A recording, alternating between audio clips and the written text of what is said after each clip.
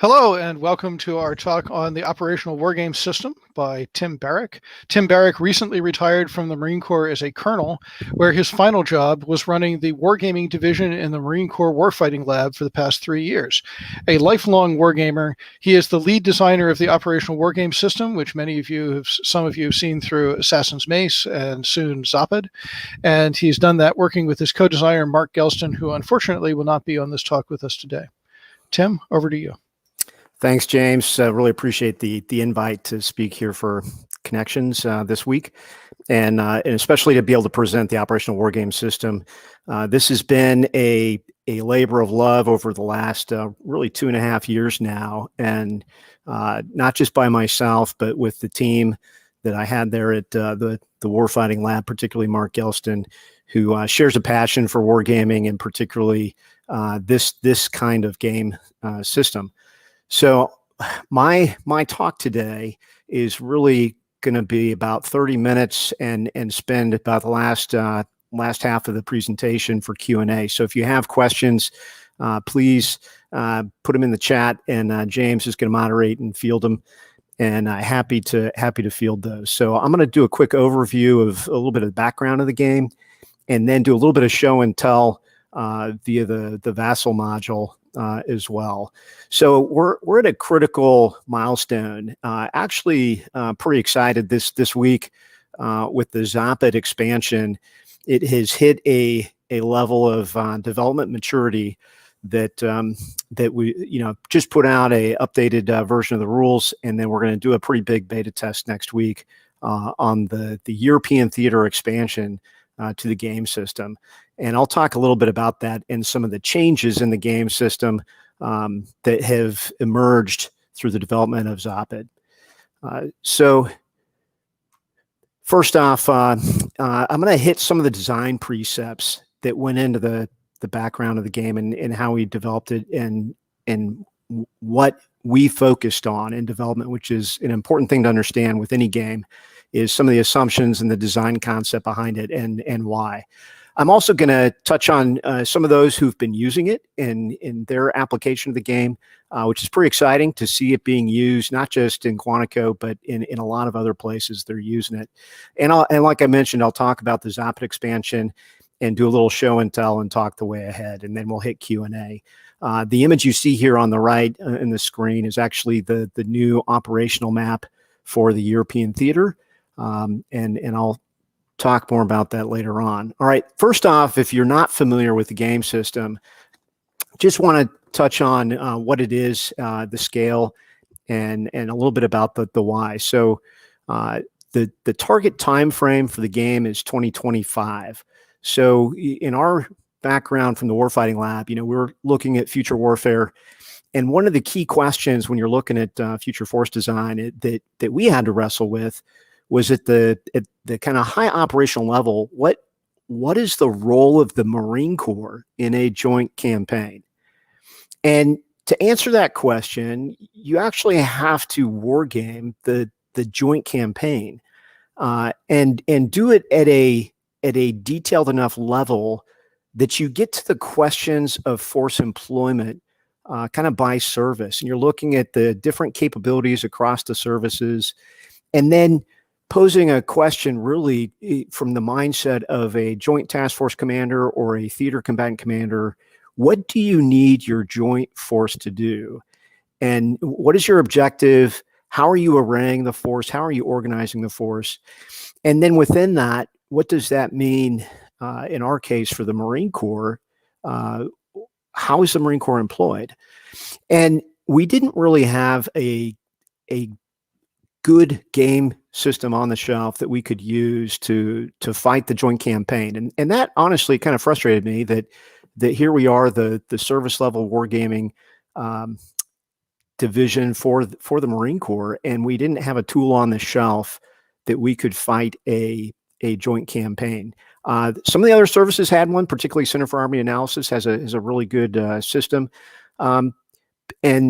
And we looked at that and we considered using that, but in the end, we decided to come up with our own tool and implement some design precepts behind it, because one of the other agenda items that we had was not just to support our wargaming requirement, but also the schoolhouse, the professional military education schoolhouse, so that in the seminar rooms, in the classrooms, they also need a war game tool to support education, and one that is easy enough to learn to potentially a non-war gamer, that with minimal investment, you could get them to learn how to play the game, and you could play it across multiple scenarios. If we had a game system that we could apply in different theaters, then you could take that time investment that it was required to teach the staff and the students to learn game, and you could apply it to multiple theaters. So that was some of the design. And so we needed, you see the first bullet there, develop to fill a gap in war game tools. We didn't really have a good tool that we could leverage. We looked at some commercial games, but felt that the bridge to learning those systems, particularly for students and faculty, was really a bridge too far. And so we moved to try to fill that gap. We also need to incorporate all domains, and as everybody knows who's on the net here, there's been a lot of discussion about, all domain warfare, and, trying to include things like space, cyber, into an operational game system. And that's really only been done in limited forums, and particularly in trying to keep it simple. And then for the purpose of PME, it has to be unclassified, which means we had to deal with those kind of topics in an abstract manner. And like I mentioned, the ease of learning and play and mid-operational levels. So we've got a couple of several map scales you can see on the bottom. Operational map at about 200 nautical miles, and then for land operations, when we need to do a tactical fight, it gets into 10 nautical miles per hex. The time frame, we initially started out trying to do 3 or 4 day turns, and we just found that once you're in the fighting, that was just too much of a time span to try to fight out, because there's so much that can happen in just 24 hours, particularly with how far you can strike, with the speed and precision. There's just a lot that happens in a contemporary fight against another major power in 24 hours. And so we found that in run-up turns, we could do an extended game turn, but pretty much once we got in the fight, we slowed it down to 1 day turns. And then the unit scale, we've got individual ships. We've even got service action groups and carrier strike group counters. But with the newer system with Zapad, we've kind of gone down to an individual ship counter. And then most units are at the brigade regiment level, but we do have counters at the battalion and then squadron. So that's really the scale of the game. In the precepts, I'm going to hit on the last couple bullets here. So I touched on, the question of how is the force employed. That's really that arrow in the center of the slide. What are the critical operational decisions regarding the force employment? And you wrestle with that in time and space. And what, you have munitions that can range, hundreds of miles and even, greater than 1,000 miles on both sides, on red and blue. And particularly as the operations start to unfold, the questions of what do you do with those munitions? What are you striking? And then one of the other critical things in a game like this is that munition capacity. How many do you have, right? If you've only got 10 silver bullets, you need to be very particular in what you expend those silver bullets on. So we incorporated that, the ammunition tracking is a key part of the game as you're looking at ammunition consumption and strike warfare and tracking that. And those are some critical assumptions that go into scenario design. In red there at the bottom, I'll tell you, from a game design standpoint, we've had a lot of discussions over various aspects of the game. I would say the air domain is arguably the one that's been most contentious in what kind of rule set that we put together for it. And there's a tension, right? Because people, you got two camps, and this is an area where Mark Gelston and I think we were a good fit as co-designers, because my natural tendency is I like the detail, I like the realism, I want to make it a simulation and kind of get as much sophistication into the game as possible. Mark is very much about playability and the experience of the player, right? The experience of the player, the playability of the game. That was where he really centered his focus as we would engage in different game mechanics. So that really, he and I came in tension, which was a great tension to have from a design standpoint because we kept each other in balance. Sometimes he would err on the side of, abstracting too far on the playability side, and sometimes I'd go on in too far into complexity with trying to make it a sophisticated simulation, and we really balanced each other out well. So I'm a huge fan of the team game design. It's not easy because you come in tension and you get opinions and how do you resolve that? But in the end, this is a really important point in the design, and I think we balanced each other out well there in that regard. I want to talk about the applications of it. So it's great to get pictures of the game in action and see other people using it. And outside of Marine Corps University, there's been a lot of folks using it. And I'm going to first talk about the university's use, and I'm going to hit the bottom pictures. So in the bottom left, this last year, we ran an extended program with the Gray Scholars Program in the Command and Staff College, where we did an advanced China studies wargaming focus, where we put the students in the role of the Red Force.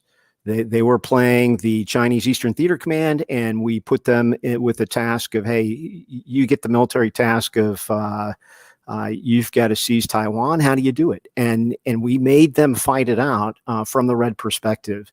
And we used the tactical maps in the game system and really got down to a good level of detail there where they were fighting the campaign.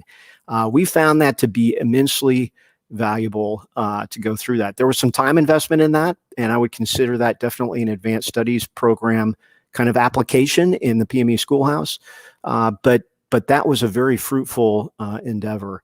With the Marine Corps War College, Dr. Jim Lacey with his class, he's always all about integrating wargaming into his curriculum. And we ran in April a big, this is from the number of maps that we put in the game. This was the biggest event we had run to date. And a lot of the new emerging maps and counters we pulled into this game. You can see that picture in the bottom right. We ran Arctic, North America. We had the Indian Ocean, Pacific, European theater. And then at the tactical level, we played both Taiwan and the Baltics with the simultaneous Russia-China conflict in a global war scenario. And we fought that over 3 days. We got really good feedback, and the students were really challenged, particularly I think what was most insightful there was the team that was playing the continental United States, the NORTHCOM problem sets, the force deployment and what you're sending to different theaters. If you're the Air Force Global Strike, which way do you send it? Do you send it east? Do you send it west? It was a very interesting game. We got a lot of good beta test kind of feedback as well on that. Naval War College, made a unique, or rather a custom scenario for a couple seminars up at the Naval War College that wanted to beta test the game system in a couple of their seminars. And we took their Kalamantan scenario and put it into Vassal.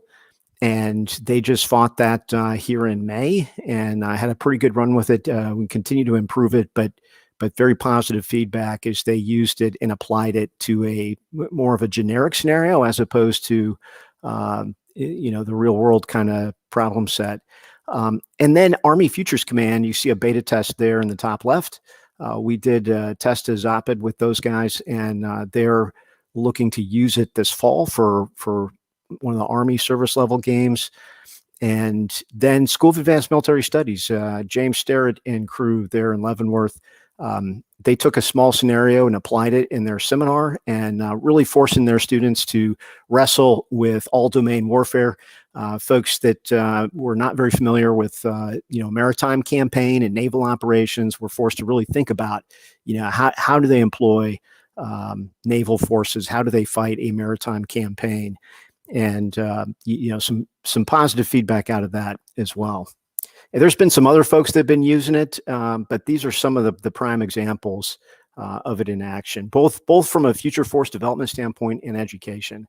I wanted to include this picture just to give you a snapshot of what the game looks like in action, particularly Assassin's Mace for the Western Pacific.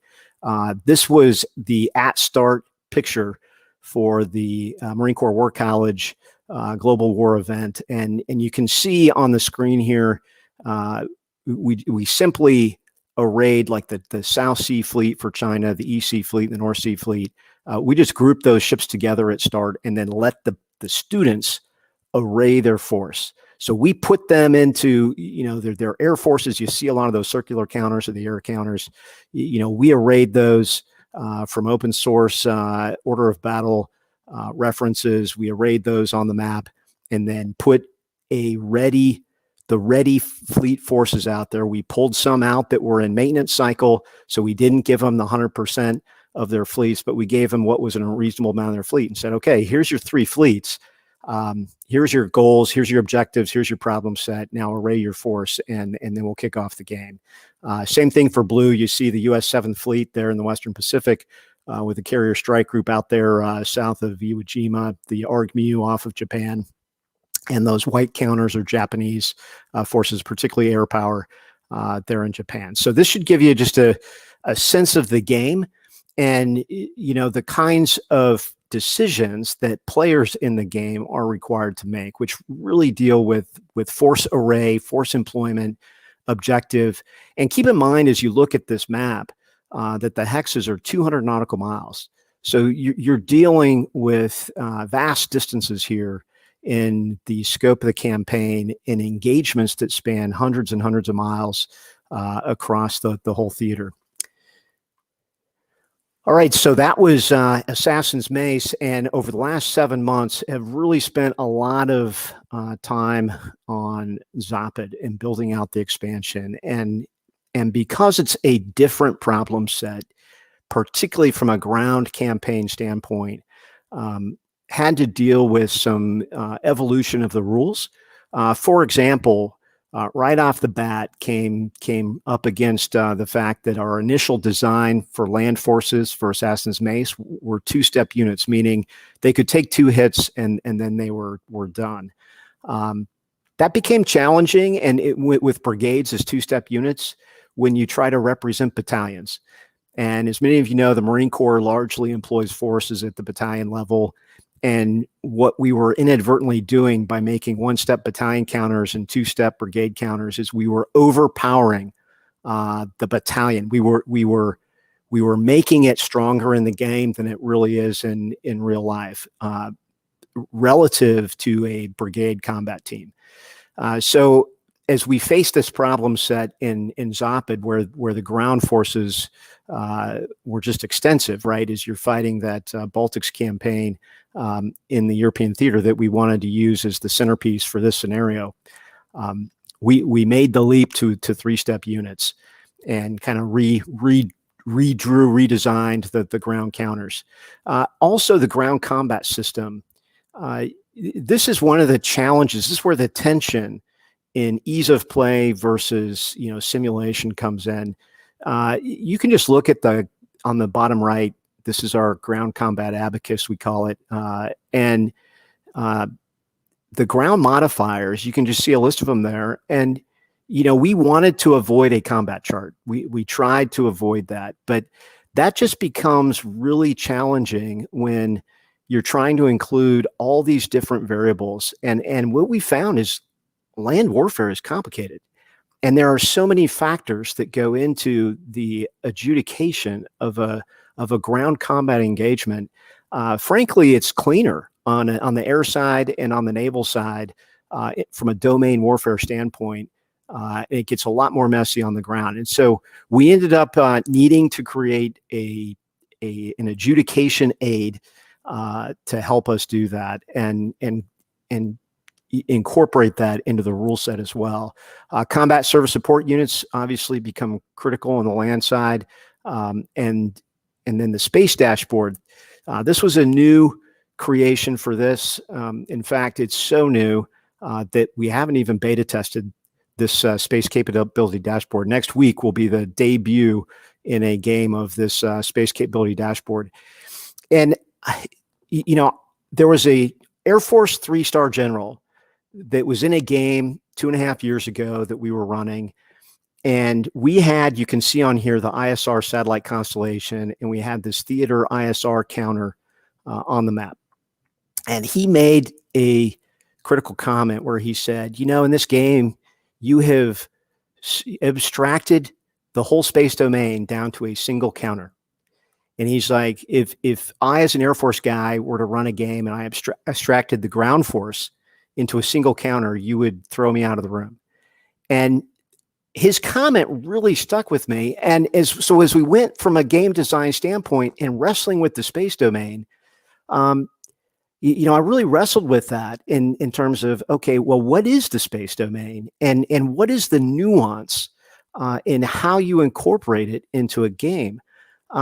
And I'm not saying this is right, and I'm not saying it's at the end state either, but it's at least more than one counter. What we've done here is we've broken out 3 different sets of satellite constellations. One that's your command and control communications architecture, one that is your position, navigation, and timing architecture, and then the other is your intelligence surveillance satellite constellation. And in some cases, you have multi-role satellites, but in other cases, these are different satellite constellations. And so from a targeting standpoint, if you're trying to make targeting decisions about what you're going to disrupt in the adversary's space domain, what are you going for? His command and control, his position, navigation, and timing?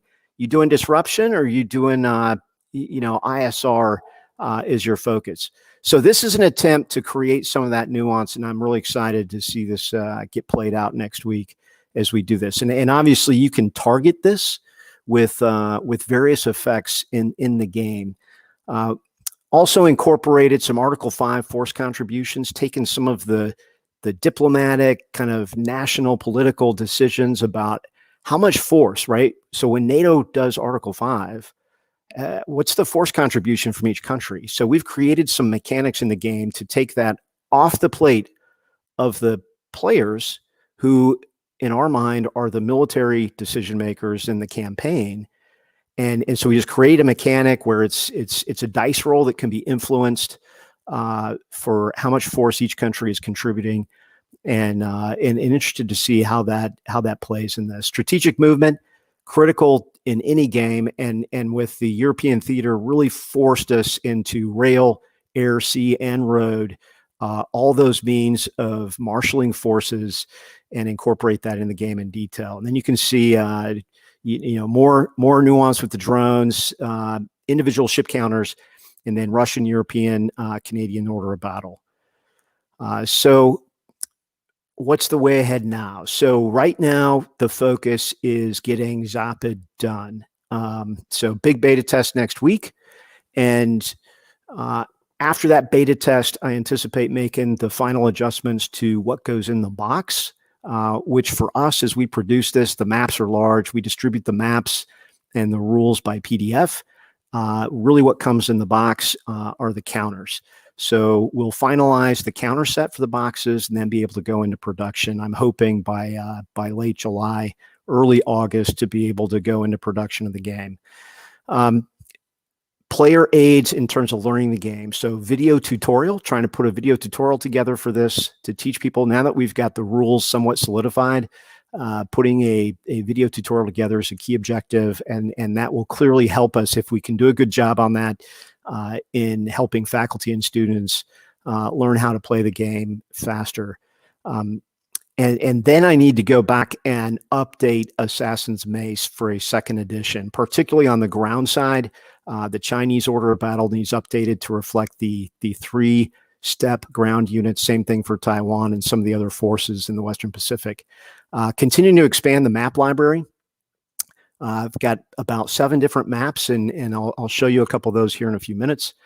And then what's next is India, Pakistan, Iran, and Ukraine. So really trying to create orders of battle so that just about any, this is a toolkit. This is a war game toolkit. So just about any flashpoint that is a likely flashpoint that would occur globally, you could quickly, you'd have the maps and you have the counters in the game, so you could quickly assemble a scenario. Right now in the Vassal module for this, there are about 29 different countries and a significant portion of their orders of battle all built out just in a library. So all you got to do is drag and drop it onto the map, and you're ready to go. And so that's the vision here, is that you could fight in the Middle East, in the European theater, in the Pacific, and you've got a game system that can support that, particularly if you're using Vassal. What I found, though, is you can put thousands of counters into Vassal,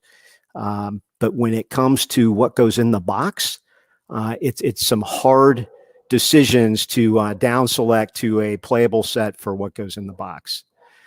All right, I'm going to shift real quick to a little show and tell here. Some of the maps.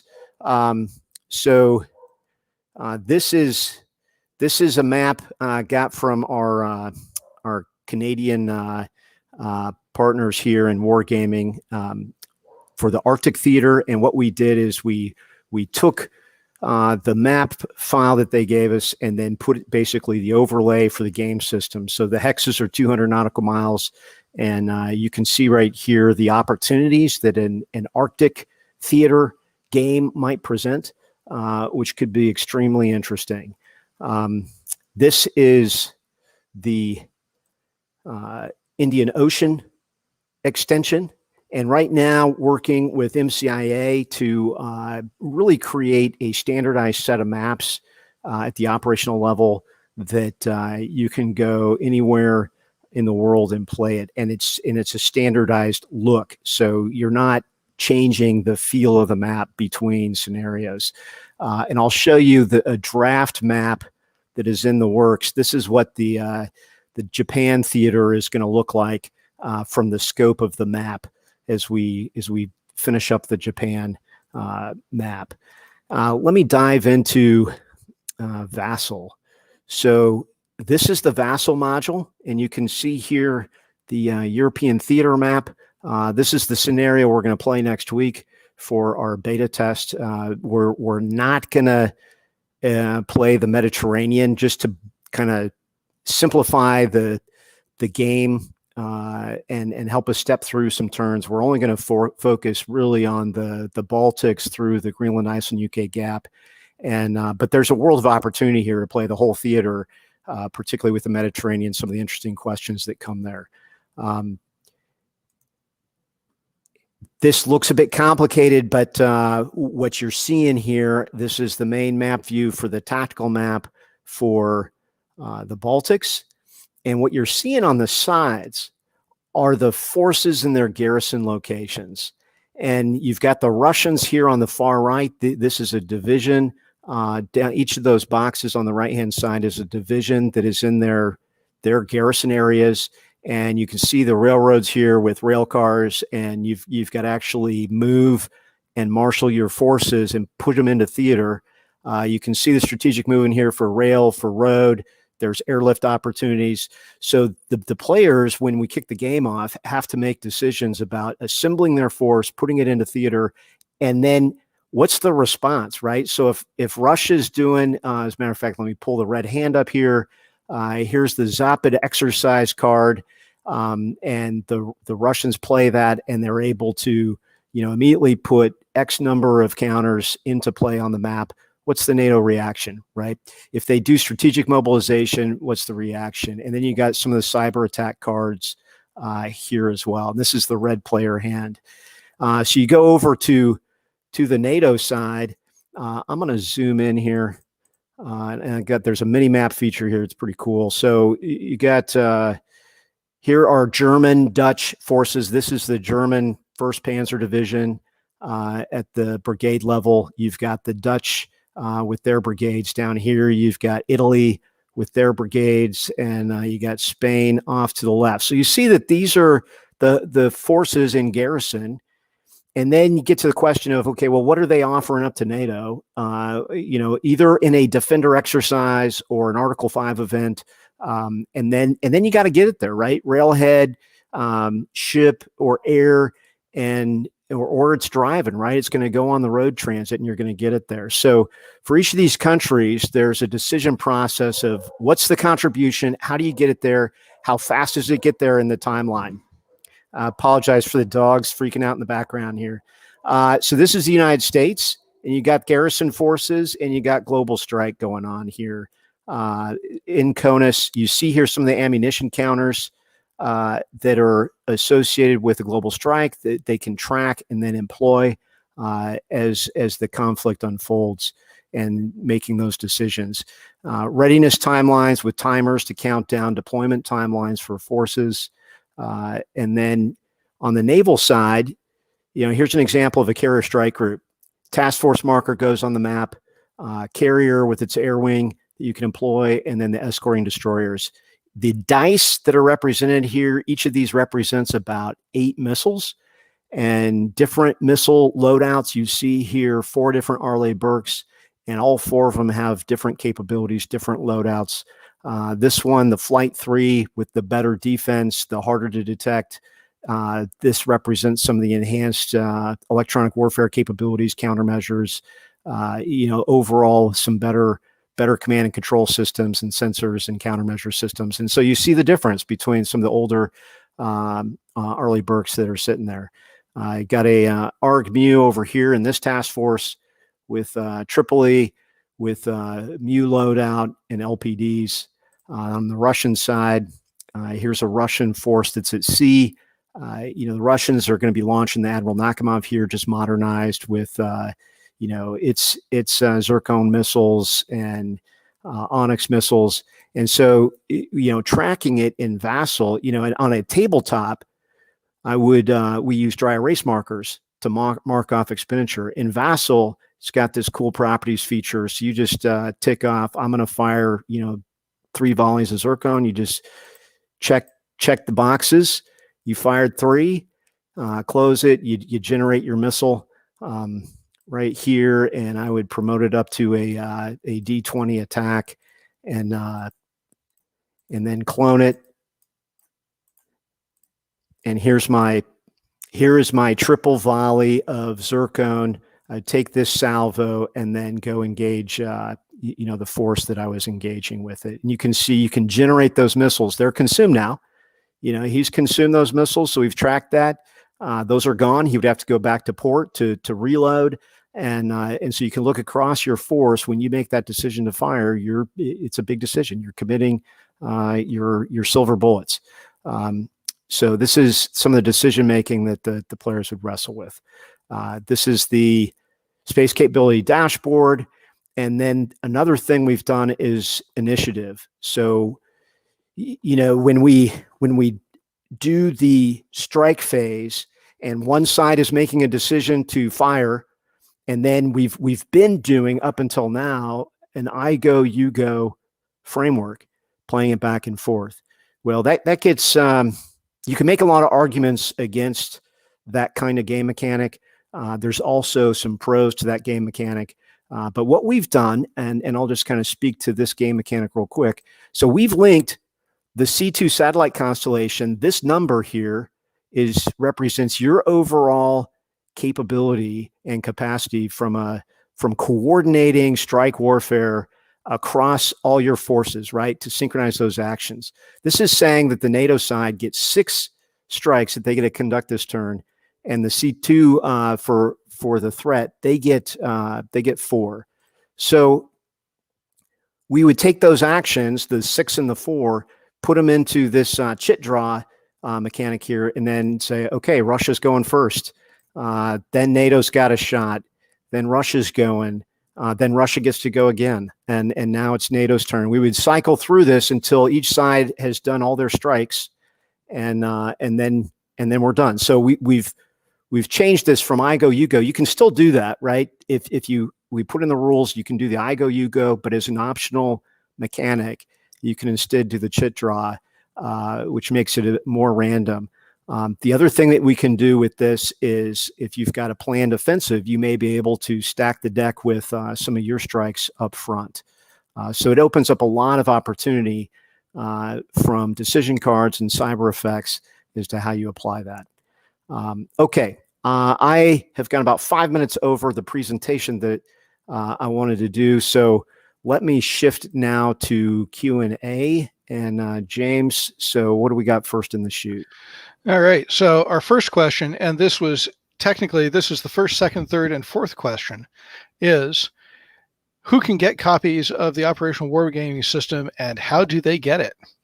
Yeah, this is the question of the day. So I knew this question was coming, so because I get this a lot. All right, so let me say that right now we are trying to figure out a way forward that will simplify the distribution of games. So far, Marine Corps Association Foundation has been the promoter of this game system. So they are using donor money to pay for the production cost to enhance wargaming across the Marine Corps and wherever the Marine Corps might benefit, which, as we have students in other service colleges, justifies, distribution of the game. But that only gets us so far. And at some point we recognize that, as multiple organizations get interested in this, it's going to exceed those funds. So what we want to do is set up a system here where people can pay for it, right? So, and people want to pay. I mean, that's what we're at right now, is just trying to set up a system that we can put in place that allows whoever you are out there, as long as you've got some official association that allows you to be able to purchase the game. We're not there yet. We got slowed down a little bit by, I just retired, and that's kind of slowed things down a little bit, but we are pushing through it. It is actively being discussed. I'm hoping that by the time we're ready to print the boxes for Zopid, by the end of July or August, that we'll have something figured out here. And whether that is via Marine Corps Association Foundation or some other means, really working on being able to get this out there. So recognize that there's an appetite for it and want to support that. So we are working on it. Don't have an answer for you right now, which is okay because we're not ready to hit print. But what I don't want to be waiting on is once we are ready to hit print and we don't have a way for people to pay for it. So we're just working through that right now from a policy, legality, ethics, all that stuff. We're just trying to figure that out right now. Thank you. A question now on the game system. Can you explain in more detail how the space assets work, such as the C2, the PNT, the ISR? Yeah, let me just go back to that slide. So the game, from a game mechanic, I briefly discussed the C2 piece. So we linked C2 from a game mechanic standpoint to the number of strikes. And when I'm saying strikes, like strike warfare, I'm talking outside of the hex you're in, right? So if you're trying to do 200 nautical miles or more, you've got long range strikes, particularly when you're trying to synchronize forces, right? You've got Air Force bombers coming in, you've got naval assets engaging, maybe even land assets. This is all domain warfare. And your C2 architecture, your C2 network is critical to enabling strike warfare at standoff distances. So when we've played the game so far, we've let players go to exhaustion in a turn, right? I mean, we just said, hey, as long as you've got missiles, you can fire. Well, now we're changing that, where we are putting a limit. We're saying, okay, in a turn for NATO, you can only do 6 strikes. And now you got to decide that. And then with a cyber card, as Russia, I could take this down to, a lower number and do comms denial and other means to disrupt your C2 constellation. So now instead of doing 6 strikes, NATO, guess what? You're only doing 2 this turn. And that's it. So pick them carefully. So we're disrupting the C2 and the strike coordination by targeting that space layer. From position navigation timing, not every weapon system is going to be affected by this, but a lot of them are. And so what we have is 2 modes here. One is just normal PNT, that's everyday operations, and there's no impact on the gameplay. But if this gets targeted and it becomes disrupted, then any strike that is going long range, and again, long range being outside of the hex you're in, it would be demoted, which is going to reduce the probability of getting a hit. I actually think that a single demotion that I'm showing here may not be enough. We may need that. That roughly equates to about a 10% degradation in probability, maybe even a little less in some circumstances. So I actually think that may need to get worse. We may need to make that a double or triple. The challenge is trying to have a game mechanic that is universally applicable, or then you have to start making exceptions. And the moment you start making exceptions, then it gets more complicated, right? So right now it's just a blanket. If this gets disrupted, all your strikes, no matter what the weapon system, gets a demotion. And then ISR, particularly when we're using Vassal, you can do double blind play, and even if you're playing on a tabletop where the counters are on there, you have to complete your kill chain and you have to identify the target. And the dice you see here is reflecting the quality, your probability of success. So we've got a 16-sided die here for NATO, a 12-sided die for Russia. What that means is if I see a ship out there and I put an ISR token on it or an ISR frame on that and say, I want to detect that ship, I'm going to have to roll a D16 for the US or NATO. If I'm Russia, I'm rolling D12, which is lower probability. The number here below that reflects how many of those ISR frames or tokens can you put on the map, right? So you're saying, hey, you can focus your collections on 5 different places as NATO, and for Russia, you can focus it on 3. And so you're working through as a player your priority intel requirements, where are your named areas of interest, and you get to pick 3 if you're Russia. And that's where your strikes then are going to be focused. Now, if I want to reduce their ability to do that, I can target this with either cyber or a comms disruption, and then I can bump that down to make it harder for them to detect my assets, and I can take away some of their frames and reduce that. So now instead of detecting 3 different NAIs, they're down to 2 or 1 or even 0, right? If I go all in with my cyber and my comms disruption and I hit all 3 of these in a turn, I'm going to significantly disrupt the adversary in terms of gameplay. It will have a huge impact. The challenge is the cyber attacks that enable that are one-time plays, and they may recover the very next turn. It may take them 2 or 3 turns to recover from that, but ultimately they're going to recover. And now you've expended that bullet. That cyber bullet is gone, and you don't get it back. The other thing that we're doing with cyber is we give them like 8 different cyber options. And at the beginning of the game, they have to pick 3 or pick 4, and those are the ones they get. So this is reflecting that you can't dynamically say mid-conflict, oh, let's have a cyber attack on this. And you have no preparation from a cyber standpoint to execute that attack. It takes a long time to do that and a lot of investment, as a lot of folks on here know. So making the players make those decisions at the very beginning of the game, and then they have to live with those decisions during the execution of the game. So that's a bit on both the cyber and the space. Thank you, Tim.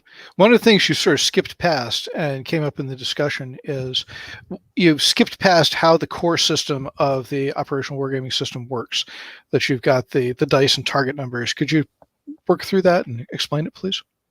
Yeah, absolutely. So the core system is built around dice promotion and demotion. So you can see the scale here, 4-sided die on this screen, 6, 8, 10, 12, 16, 20.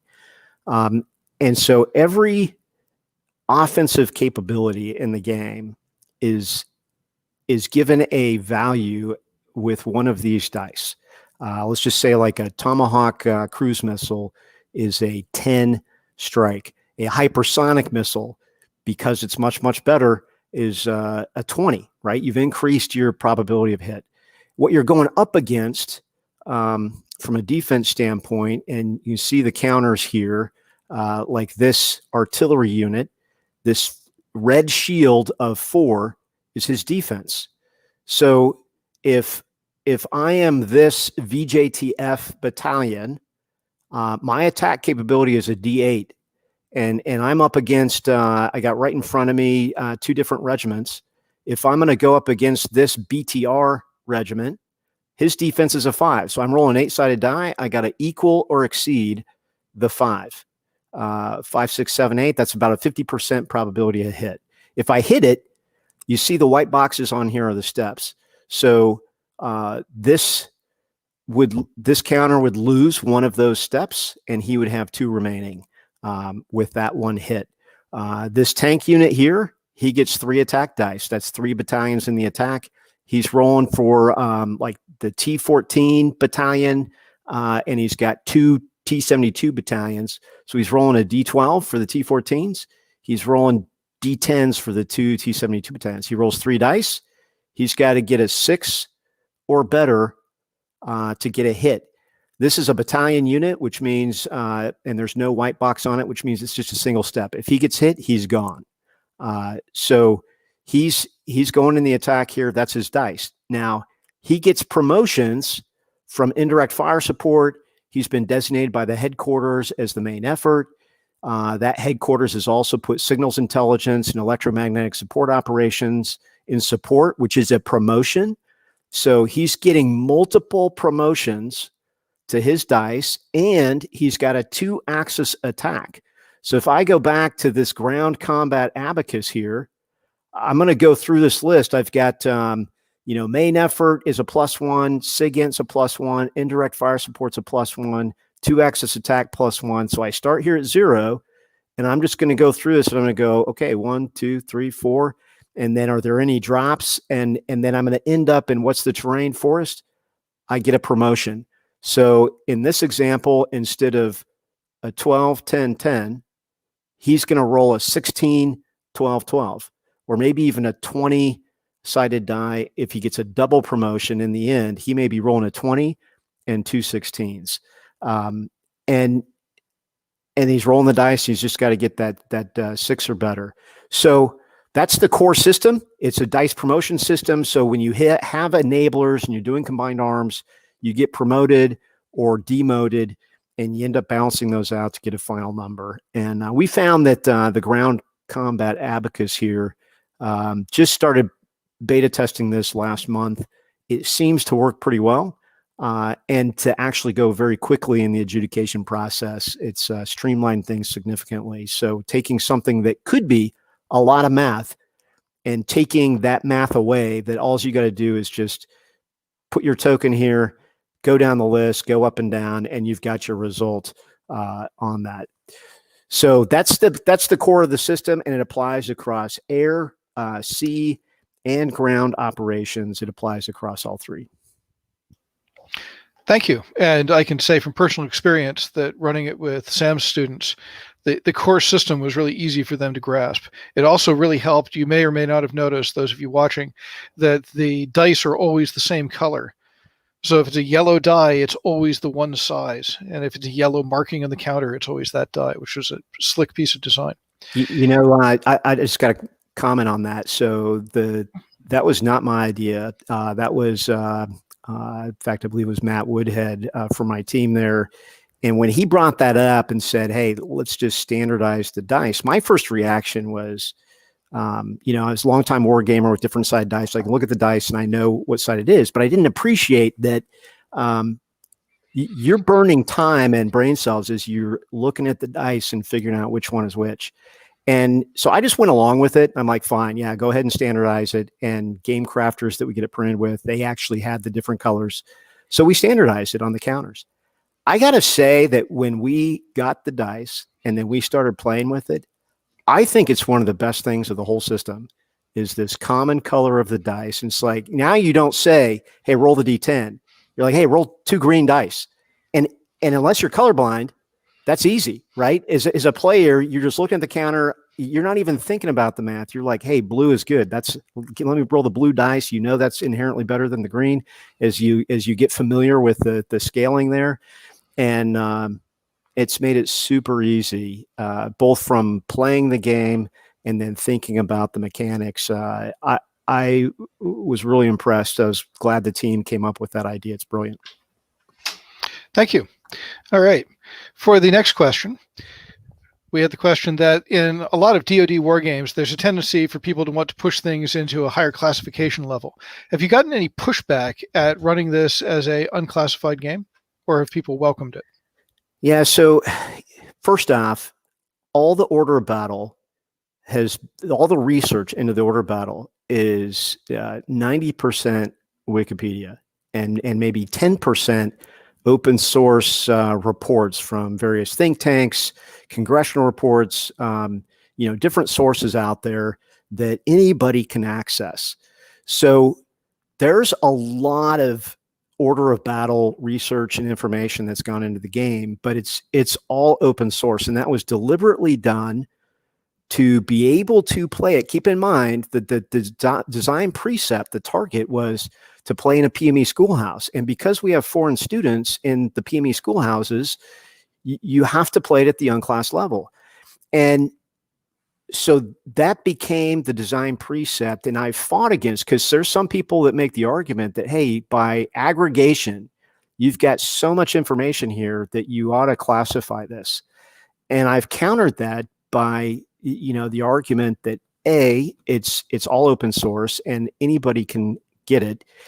And also there's not that much detail here in the order of battle in the sense of like how many tanks and what's the exact range. I mean, that kind of detail you can get in commercial war games. I mean, like Command, Modern Operations, right? I mean, there's a phenomenal wealth of parametric data far beyond what this tabletop game delivers.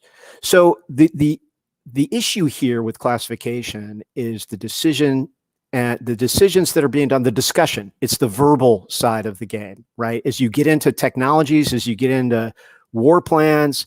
So if you're going to rehearse a war plan with this, which you absolutely could, but you need to take that discussion into a classified setting. And particularly when you get to some of the adjudication. So we created game mechanics that allow you to adjudicate things like space and cyber. In a classified setting, you don't have to go with those game mechanics. You can then transition to a professional discussion and go, okay, well, let's talk about that. What is our capability? How would we do this? What is their capability? All right, let's have a more meaty discussion. You're using the game to drive the situations that emerge that allow you to have that discussion, right? If you don't have the game that moves forces around a map and creates those decision points, then you don't have those kinds of conversations. So the game at the unclass level is just arraying forces and creating situations. That's really what it's doing. And then either at the unclass level in a school environment, you're having a professional discussion on doctrine and tactics and objectives. At the classified level, like for future force wargaming, you're then getting into more specific, like, okay, exactly how are we doing this? And you have that detailed discussion. And a key point here is one of the biggest challenges or drawbacks to this game system, and we experienced this, is your data capture, right? You have to do manual data capture with this. You're either doing screen captures that you're doing episodically over the course of the game, and you're taking notes on those conversations. So that's the classified level of this. And you could, very easily with Vassal, you can generate new counters and put them in the game. So if you were going to the classified level, you could take classified systems, create the counter for it with the right ranges. And I've wrestled with that. And there are things that are not in the game that I could put in the game, right? But I haven't, because the goal is to keep this unclassified. So if there's a system and I need to put a range on it, I just do a Wikipedia search and put a range on it, whatever pops in Wikipedia, right? So it can be done, and you just have to watch the conversations that occur and tell people up front. Like for the beta test next week, I'm telling people this is not about rehearsing a war plan. This is game mechanics, and we're creating situations, and you can come up with your own hypothesis about how you want to employ your force and fight it in the game. And we're going to get lots of good learning, and we're going to have some great professional discussion on tactics and things like that. But it's an unconstrained environment where they are free to apply any plan. They're unconstrained, right? And they can make it up. And therefore, they just have to watch what they say, right? I mean, that you have to put that caveat up front. And if somebody starts to go somewhere in the conversation, you put a stop to it and say, look, that would be a great conversation, but we're not in that environment, so we can't do it.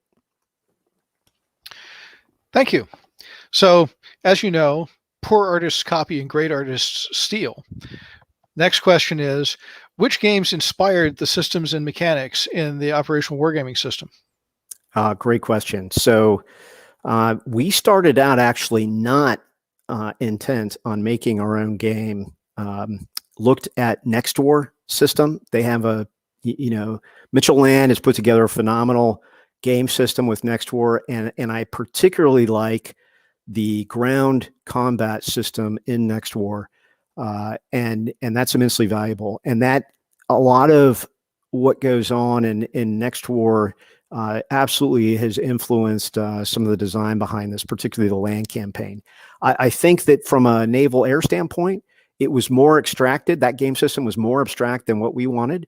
So we looked at Compass Games' South China Sea game and looked at that naval system and air system. And originally, some of the original versions, we had a hybrid that blended South China Sea and Next War into one game system. And we actually ran a couple of pretty big games at the service level using that hybrid system. What we found, though, in the experience of adjudication with that was that we bogged down because there were too many charts that we had to consult, and it was taking us too long to do our adjudication, and it was not accessible to the players, right? The game system was something that you would have to spend a lot of time teaching the players the rules of the game and exactly how it unfolded. And so when we emerged from those two service level games, our conclusion was that we had to create something custom that sought to simplify things down to a more abstract level in the adjudication. And some of the guys had experienced some other games, Conflict of Heroes and some other games out there that do incorporate dice as a value on a counter. And they brought some of those ideas in and said, hey, why don't we throw out the traditional, numbered values on the counters, and let's look at this dice thing, because with the dice, when you just, use that as the attack value and you're going against a defense value, you don't have to consult a chart.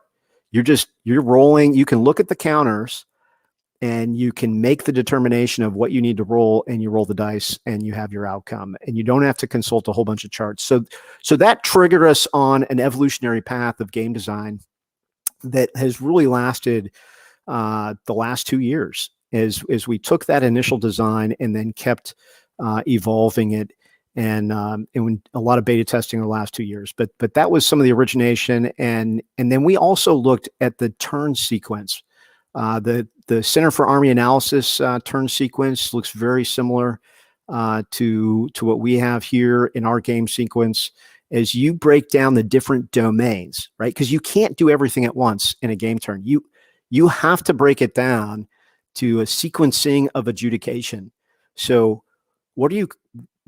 the players have to make those decisions in a certain sequence in the course of the game turn. And even up to just the last couple months have made minor tweaks to the turn sequence to refine it and exactly what sequence things unfold, because it really matters a lot.